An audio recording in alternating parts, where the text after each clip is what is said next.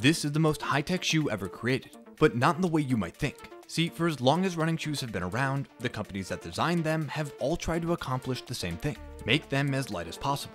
Now, traditionally, this was done by limiting the thickness of this middle part called the midsole, because the material used was often the heaviest piece of the whole shoe. However, in 2019, that all changed with one race. See, in October of that year, Kenya's Eliud Kipchoge did something that no human had ever done before.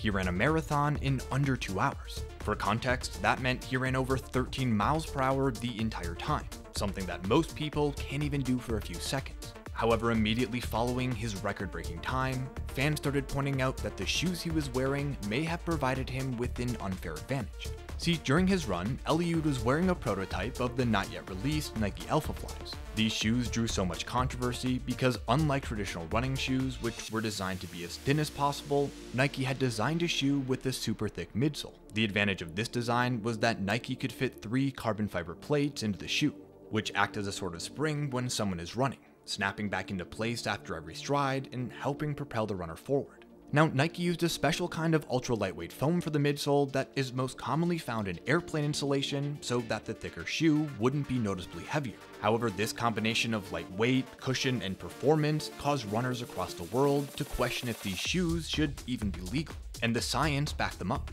According to Nike's own studies, the Alphafly helped runners increase their speed by over 3%, which in the competitive running world can be the difference between first and last place. In fact, after these shoes were released, professional marathon time saw their biggest improvement in over 50 years, begging the question, should these shoes be banned? Now, when the shoes were released in 2019, World Athletics didn't have a good definition of which shoes were legal or illegal. All they said was that they couldn't provide an unfair advantage. But after the Alphaflys hit the market, it was clear that there would need to be more specific language around what is or isn't allowed. So World Athletics modified the rules and implemented a 40mm height limit for the foam in the midsole, and said that shoes can't have more than 1 carbon fiber plate.